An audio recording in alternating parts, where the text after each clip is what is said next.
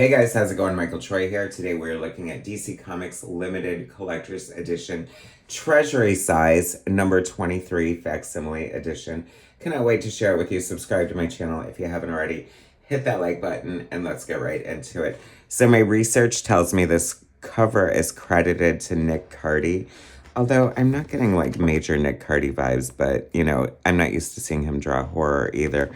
Anyway, it's a foil cover. I probably wouldn't have gotten the foil. I don't know, because I don't need to pay the extra dollar. And these are so expensive. Anyway, this was $16.99. I was totally going to pass on it because, you know, these treasury sizes have been gouging my pocketbook for sure. And I told myself I wasn't going to pick it up unless there was a story drawn by Alex Toth in it. And lo and behold, there's a story by Alex Toth in it. So the main story is illustrated by Jack Sparling. I think a lot of it's edited mostly by Joe Orlando, who may or may not be related to my friend, indie comic extraordinaire artist John Orlando. But I digress. So we have this opening story here. So it's like the House of Mystery. It's a horror anthology. It's like DC's, you know, like House of Mystery or whatever. And it's so interesting to me. The story opens with a illustrated by Jack Sparling. These are so hit or miss. You know what I mean? I personally love anthologies, but they aren't super popular, and arguably the stories are kind of throwaway and hit or miss. And so I don't know, but I'm always down for a good anthology. I love some of the art on this. This is so like moody and evocative. This first story wasn't like super compelling or great. I feel like it's a long way to a punchline and not a whole lot happens. But I really do love this Jack Sparling is kind of a new artist for me. I'm sure he's the legend to most other people. Probably a little bit before my time. When did this come out anyway? Originally, 1968. That's so cool, right? I do love the inking. I love the sort of like the classic art here. It does look very like in line with what you would expect from like a horror anthology. You know, Neil Artist is an artist on one of the stories in here, and I feel like his aesthetic was kind of taking over the comic industry by storm. Although this was one of his earlier stories, I think, that we have coming up. Kind of love some of the color choices. You know, this is old school. They don't even credit the colorist or the letterer at this point, which kind of chaps my ass in the facsimiles. You can do some research sometimes and find out, but sometimes they don't even know. Sometimes it's like unknown or uncredited, and that's just crazy to me. Also, a little crazy to me is the inclusion of Sergio Aragones in here, which, you know, undeniably living legend, amazing cartoonist. Is he alive still? I feel like we still have Sergio with us, don't we? I hope so. We've lost so many great artists over the years. My brother was a huge fan of Gru the Wanderer. Never really did it for me. It always felt like sort of like a comic strip to me in a way, and I was definitely more into superheroes. I've never cracked the Gru code, and I've always had a love and appreciation for Aragone's aesthetic, but I would say he's not, like, I'm not a fan per se. Do you know what I mean?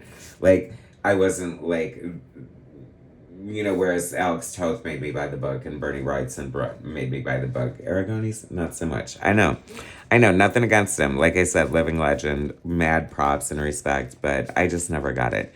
This is cool. This is apparently a very early Wrightson story that kind of, quote unquote, put him on the map. I love the inclusion of like the Egyptian god mythos here. This art is undeniably gorgeous.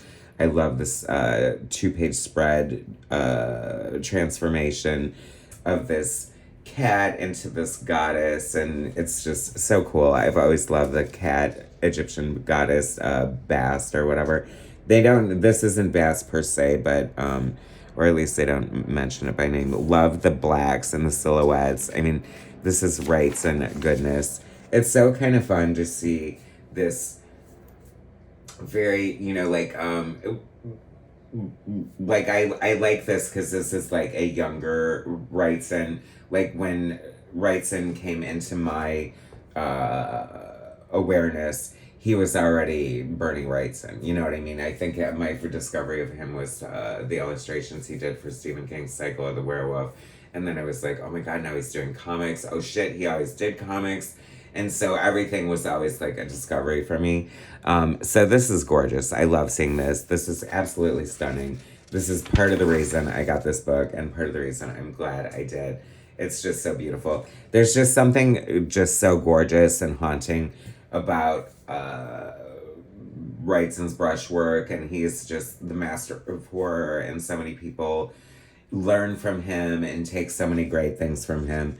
I like how some of his faces are almost cartoony in a way. Sometimes he leans into it way harder than others. But as gorgeous as his overall aesthetic is, like if you really look at the faces of his people, they're almost too like interesting to be attractive in a traditional kind of way. Moody, elegant, eloquent. This is just gorgeous. So then we have this story by Howard Post, art by Neil Adams, and Joe Orlando, who I think is doing the inking. And I'm guessing that Adams did looser layouts, or Orlando's style here is just so different from, Neil, that it makes it look super different from a lot of the stuff I've seen from Neil. A little less polished in certain ways, but you see the draftsmanship, the layout, the figure work, and all the nuts and bolts that make Neil Adams so great. And I do love this combination. I don't know if you handed this to me and that I would immediately pick it out as Neil Adams based on the heavy-handedness of the inks kind of overshadowing it in a way. But I still like it at the same time. The story's so great. This guy marries this woman basically for money, and I don't know. It's just like, but the 1800s version of that. So, I don't know. No good can happen. These are always, these horror anthologies are kind of like always, peel back the layers of the onions of the, the heart of man and morals and stuff like that. And mankind is pretty rotten, and they always get theirs in the end is basically what always happens is the lesson here. And I kind of live for it. I also love that. Okay, so like I like that you're supposed to like cut this shit out. This is like a tabletop diorama. It's like an interactive book. There's like puzzles, and they want you to like cut this book up and draw on it. And like I wonder how many kids did that. Like I'm sure quite a few, right? But who knows what this retailed for when it came out? Like $1, $1.50 at the most, $2 probably. See, this is a perfect showcase of why Aragones does deserve the mad respect and legendary status he has achieved in his career as an icon, because that's beautiful. There's just like, it's undeniably Aragones, and he definitely is a standout singular artist. Wow, this is the inevitable point, and usually in an Image comic when I have to turn the book sideways to show you the double page spread, like centerfold or whatever. That is amazing. That is beautiful. To drink that in, all that Bernie Wrightson goodness. I love this centerfold of Kane, the story narrator. Like, that is so cool. I can't even imagine who owns the original art on that, and just like, it's probably huge. It's got to be huge. This story was so much fun, and also definitely made me happy I picked this up. This story where Gil Kane is the artist. Bitching, I love that he's bitching in a way about like always being given horrible inkers. And this must be redemption here because it's inked by Wally Wood, and I don't think you could ask for a better inker than Wally Wood. And I would have never imagined the combination of the two of them, and it looks amazing. I love it. I don't know if it said who the story was by, which is so weird because they're always giving credit. Doesn't that look like that famous like devil tattoo that we know so well? Coop, is it Coop who did that? Anyway, I love the art here. I love the meta-ness of it. This is kind of at a time where I guess like probably like Stan Lee has popularized like making him and Jack Kirby sort of like celebrities, and like so you're sort of aware of who the artist is, and it's kind of breaking the fourth wall in a way, and I kind of love it. Like it's so cool and fun, and of course, like the aesthetic is definitely different. Having Wally Wood, I mean, just like one of the most amazing artists ever with such a beautiful ink style and finish. Over someone who is so like distinct in his own and just like so blocky and sort of rough. Like Wally would definitely smooth out some of the edges on this, and I think the results are stunning. Once again, the original art to this must be gobsmacking to see in person.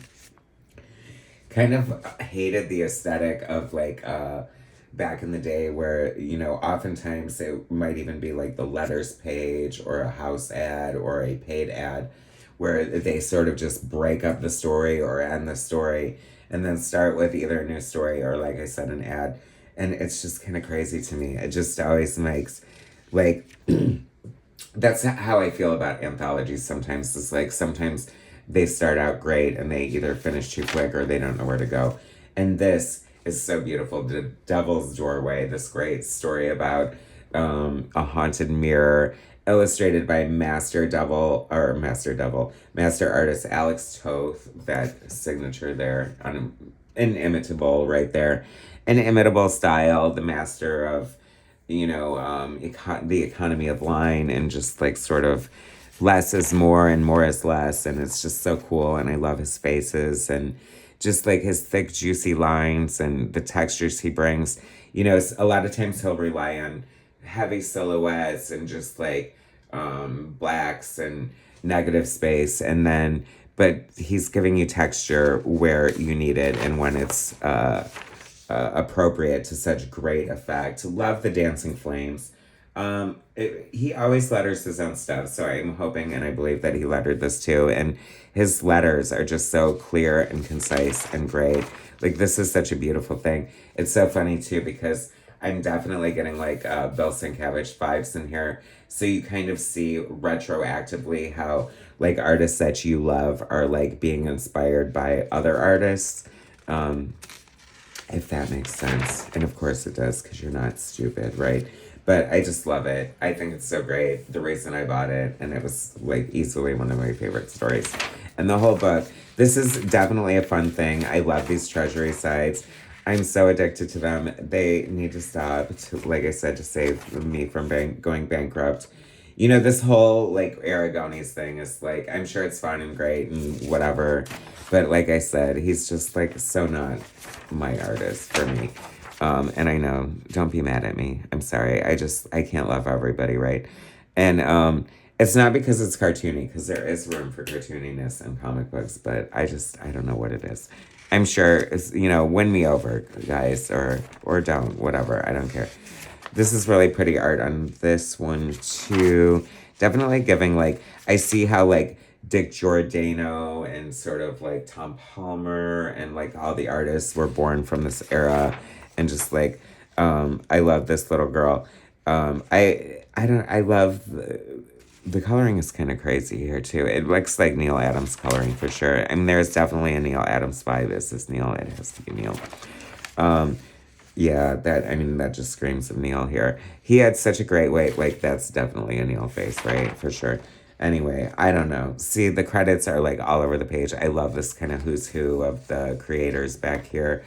Praising Joe Orlando, the voice of House of Mystery, and another fun, amazing Treasury Size edition. So cool, just in time for Halloween, y'all. Thanks for watching. Subscribe to my channel if you haven't already. Hit that like button, and I will bring you more soon.